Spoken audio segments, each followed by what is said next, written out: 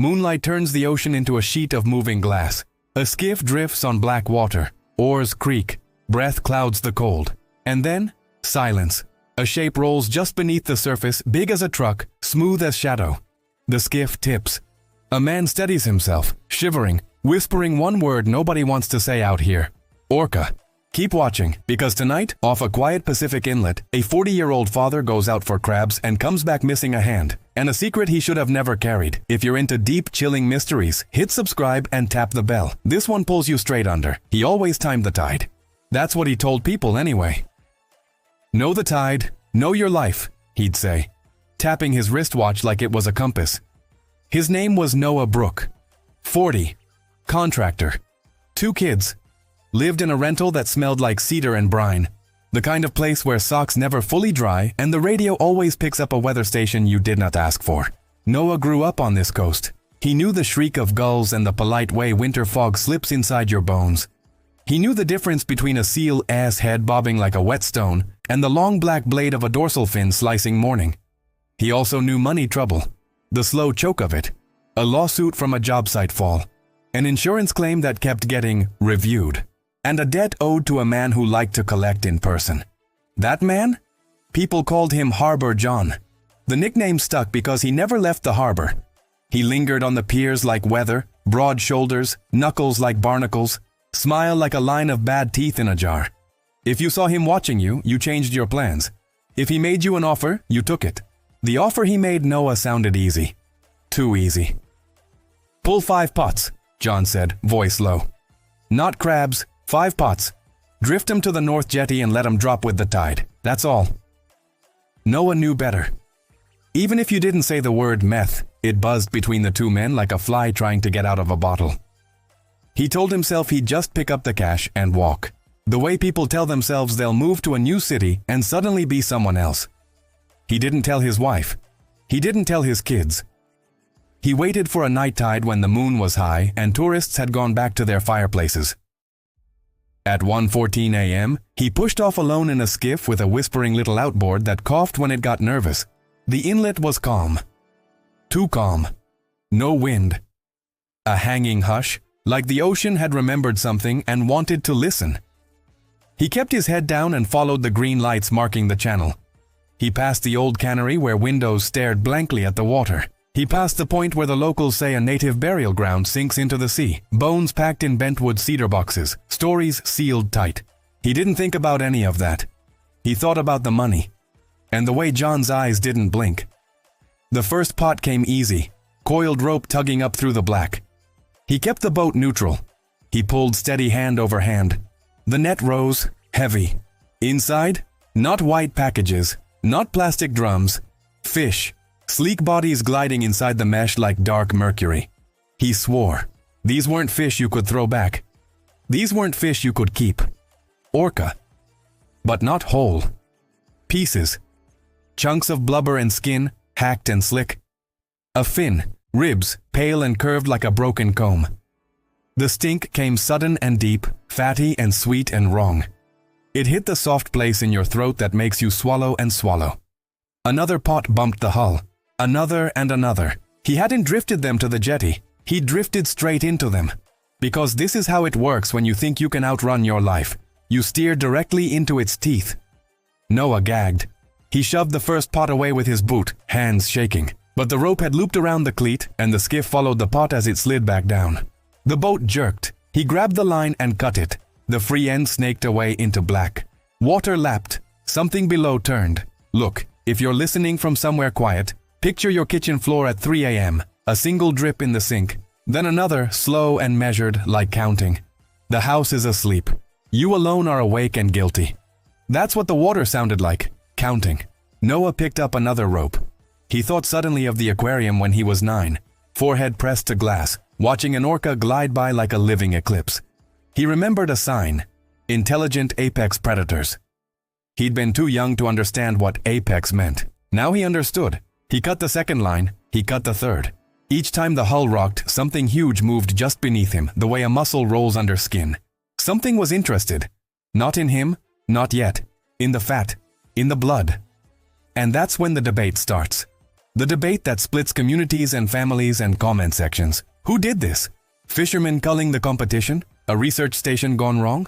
Someone carving up a myth to sell a black market myth about medicinal oil? Or was it just what the ocean does? Consume, break down, return. He didn't think about evidence. He thought about getting home, about washing his hands twice, about lying convincingly. He pulled the fourth pot and lost his balance. The skiff lurched, the net heaved. A polished white curve broke the surface, luminous under the moon. An orca jawbone with teeth like porcelain bullets. It slid past like a warning or a promise, and then, quiet again, as if the ocean had been embarrassed to show too much. Noah took a breath that hurt. He cut the line, and the fifth pot sang. If you've ever heard rope sing, you never forget it. It's a high, taut, metallic whine, like fear pretending to be science. It happens when something heavy is moving fast on the other end, and the line is about to decide whether it loves you.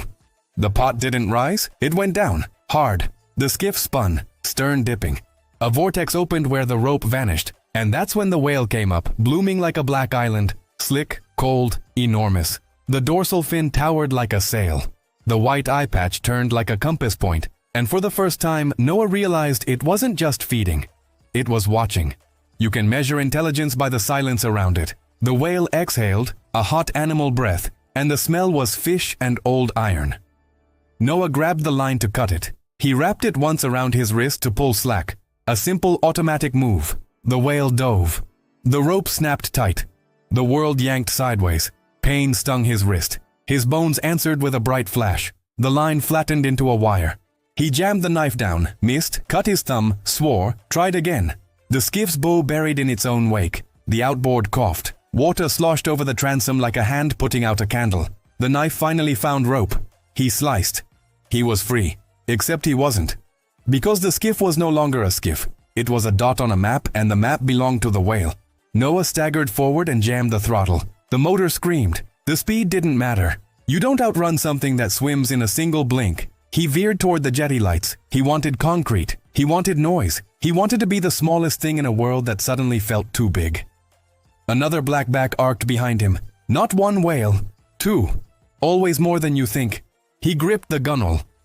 The first whale surged under the starboard side and bumped it. Not enough to flip. Just enough to remind him of weight. Of physics. The second surfaced on the port side. Eye level for a heartbeat. That eye, no whites, no color, only polished obsidian, met his. He felt not hatred, not hunger, a curiosity the size of a room. And then the water boiled.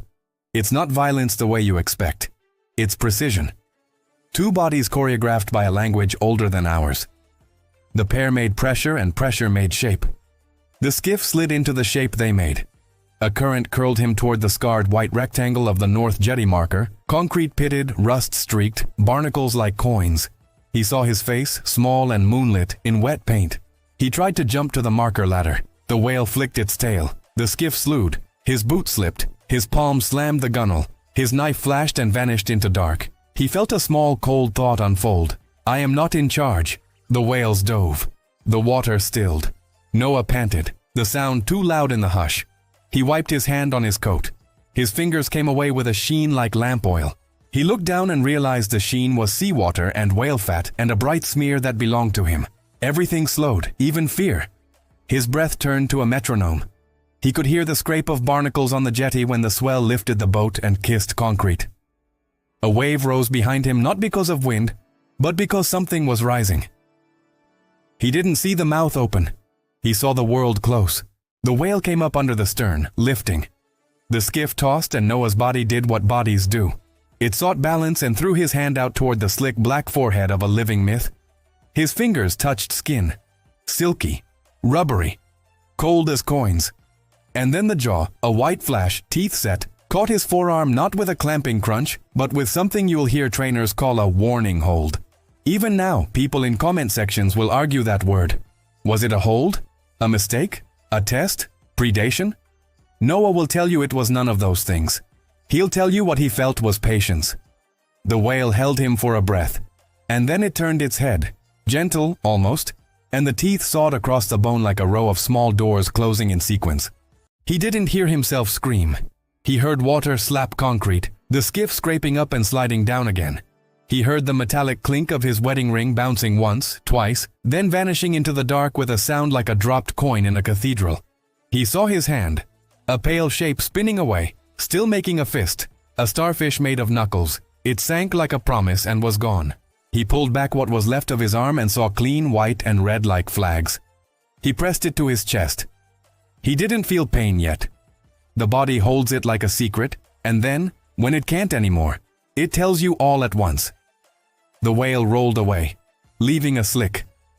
The second whale surfaced again, that same dark eye finding him, and someone later would swear they saw the animal blink slowly, once, like a sorrowful bow.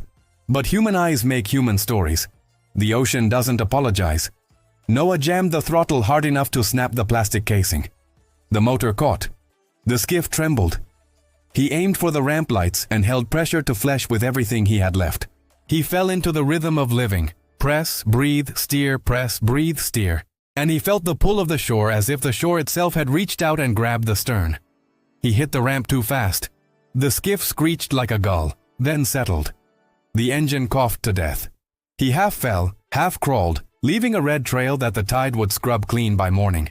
He was shouting now, every word thick, the sounds slurring together as if he was trying to talk under a blanket. A light snapped on in the harbor master's shack. Then another. A dog barked, then another. Footsteps, then hands, then human noise. Questions, commands, someone counting, someone crying even though they didn't know him. Pressure bandage, tourniquet, air, ambulance, siren. You've seen the footage 100 times, except this time, when they ask what happened, the word sits behind Noah's teeth like a pebble. Orca. Saying it makes it real. It makes it your fault. He tastes salt and adrenaline and aluminum and says it anyway. Orca. Hospital. Lights too bright. The ache arrives in full like a train that never planned to stop. His wife appears at the end of a white hallway, pupils blown, hair pulled back in defeat. She sees him and shakes her head. The denial so big it takes her whole body, a refusal against the entire ocean. She doesn't cry right away. She saves it, the way old wood holds a stain. Police come, Coast Guard comes, wildlife officials too, eyes grave, notebooks out. They say words like incident, provocation, range, rostrum. They ask him where he was, and it turns out his GPS pings show he was not just near the jetty, but inside a restricted zone near the old research docks. They ask about the pots. He shakes his head too quickly. He says he didn't see any. But the ocean is a witness that does not forget. In the days that follow, the beach throws up what it doesn't want. Rope netting, a hole-punched plastic tag marked with a research station's code, and chunks of blubber that gulls refuse as if whatever made them is not for them. A fisherman's GoPro turns up with night footage of two men hauling something slick and white to a dinghy. Their faces masked. Their boots familiar to someone who knows boots. Rumors sprint faster than facts. Orcas turned on us. They're learning. Climate stress. Sonar. Payback. A pod had been sighted in the bay a month before, a matriarch scarred from a prop strike, swimming with two adolescents and an enormous bull with a dorsal fin like a crooked blade. Locals swore a calf had vanished around then. And if you know anything about orcas, you know what grief can do to intelligence. Noah sits in his house and learns how to pour cereal one-handed. He learns how to tuck his kids into bed without the absent palm he used to check their foreheads for fever. He learns to hold a mug with his left and use his forearm to steady, the way you learn new words when you move to a country where your tongue is slow. And he starts to remember details he wishes he didn't. Harbor John pays him a visit. Daytime. Bright sun that shows everything. He doesn't knock. He steps into the kitchen like a season. He looks at the bandage, then at the photographs on the fridge. Two kids at the tide pools, a woman in a red raincoat, a birthday cake shaped like a lighthouse. You cut the fifth line, John says, as if it's a weather report. Why? I was dying, Noah says. The words sound dramatic. He hates himself for that. It wasn't supposed to be whales, John says. Someone got cute. Someone thought they were smart. He taps the table with two fingers, a gentle drumbeat like rain on a window. Now the feds are in the harbor. Summer's ruined. Noah says nothing. He is very good at saying nothing. John nods like he understands silence as a dialect. I'll be around, he says, and he leaves a thing on the table. a small sealed envelope. Money that feels like a bruise. Noah doesn't touch it. Yet. That evening he goes down to the water where the ramp glistens with thin green algae, and the marina kids dare each other to sprint and not slide. He leans on the rail at the end of the public pier and thinks about the fifth rope, tight like a truth around the wrist. He thinks about eyes in the water, curious and alive, asking him a question he pretended not to hear. Behind him, someone coughs. He turns. An older woman stands there, hands folded into the sleeves of a blue sweater. She has the face of this coast, lined, salt-softened, unsentimental. "My father worked for a whale station," she says. "Back when people did. They rendered oil. People forget that. They forget the smell. They forget we used to call them fish." He said one night the men got drunk and carved initials into a jawbone. The next day a whale surfaced with a broken mouth and they cheered. My father never forgave himself. He died afraid of the dark. She looks at his bandage. "I'm sorry for your hand," she says. "But you're still here. That means the ocean has already shown you more mercy than we ever showed anything." He nods. He doesn't know whether to thank her or beg her to go away. She walks to the end of the pier and throws a handful of something, dried flowers, into the water. They float like memory and then the tide takes them. At night, Noah dreams of ladders descending into dark. He wakes to the sound of breath in the house and for a second thinks it is the whale. Just the heater. Just the wind talking under the door. He presses the call button for pain and a nurse brings him something measured in milligrams. He floats above himself and watches a man without a hand turn in sheets that smell like lemon and bleach. A week later, the Coast Guard finds the fifth pot snagged in a reef, emptied of everything but a scrap of netting and a tooth, small and sharp and broken at the root. A wildlife agent shows Noah a photograph. "Could be Orca," the agent says. "Could be a young one." Noah remembers how the teeth felt against bone. The pressure. The patience. He says nothing. The town changes. Because towns always do when a story lands on them and refuses to leave. A surf shop puts a "Respect the Locals" sticker in the window with an orca silhouette. A cafe sells a black and white mocha, no blood. Tourists come with drones. News vans leave when the camera light makes fog look bad on TV. And in hushed corners of bars, old-timers lean close and say what they really think. "They were teaching," one says. "Teaching the young ones not to trust us." "They were punishing," another says. "Don't humanize, but also don't be stupid." "They found drugs in the inlet," a third says. "This isn't about whales, it's about men. You're wondering about Harbor John. You should be." He pays a different visit, not to Noah, to the old research dock, the one with the peeling orange railing and the locked lab door that has a sign about shorebirds nesting under it. A night watchman hears voices. Hears a splash. Hears a scream cut short. They find scuff marks and a black smear that the lab swears is oil and not blood. John doesn't come around as often. When people ask where he is, they look at the water instead of answering. No one prints that story, but people tell it like a prayer. And then there's the boy. He's 13. Skates the pier with headphones on, sweatshirt sleeves too long, hair in his eyes. He's one of those kids who flips a bottle cap up and down without looking. People mistake the twitch for rudeness. Really, it's just the body learning the world. He's out on the rocks one late afternoon, that hour when the light goes gold and the cormorants spread their wings like they re-drying laundry. He takes his headphones off because he feels something more than he hears it. The water changes texture, a pucker, a lift. The bull surfaces 15 yards offshore. He is immense, bigger than the boy's house. The boy freezes, then stands, then steps closer because he is 13, and that all's how 13-year-olds learn scale, by standing too close to it. The whale's eye holds him, not a second, a long time. The boy lifts his hand and waves once. Silly, human. The whale does not wave back, but he turns, slowly, so slowly, and brushes the rock with the gentlest edge of his pectoral fin, like a musician touching a string before the song. The boy feels the vibration in his sneakers. He laughs because it's so quiet and so huge at the same time. The next wave, larger than it should be, knocks him to his knees. He cuts his palm on muscles. He tastes copper. He stands and the whale is gone, leaving a long question mark of wake. He tells no one. He draws the eye in his notebook that night. He does not sleep. He will not forget. Noah meets the boy later in the grocery store when a jar of marinara drops and shatters, and the boy says sorry 3 times in a row without breathing. Noah pushes the cart with his left hand. He picks up the glass with his new hook. He still hears the clink of his ring some nights. It's the small sounds that stay. The investigation slows. Then it stops in that bureaucratic way that makes stopping feel like a slow fall. Reports are filed, press releases are written with words like ongoing and vigilant.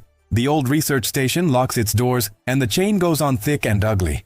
Harbor John's boat sits low and slants at its slip, as if waiting for an owner who has simply lost track of time. And then the call comes. Middle of the night. Because important calls never respect sleep. The harbor radio crackles sudden, breaking into the dreams of the volunteer on duty. A voice, high and flat. Mayday, mayday, this is the trawler Alma Grace. Lost a man overboard, north of the jetty. Something hit the net, something big. People move. Adrenaline does what coffee promises. Motors cough awake and then clear their throats into readiness. Floodlights turn the sea to spotlight. The jetty stands like an old soldier, barnacle scars and all. By the time the rescue boat gets there, the trawler is listing. The net hangs like tired Christmas lights off the stern, glittering with helpless wet fish eyes. The crew, 3 men and a woman, stand braced, hands on rails, looking down into a circle of water that is darker than the rest. In the center, a hat floats. It's blue. It says, Grace.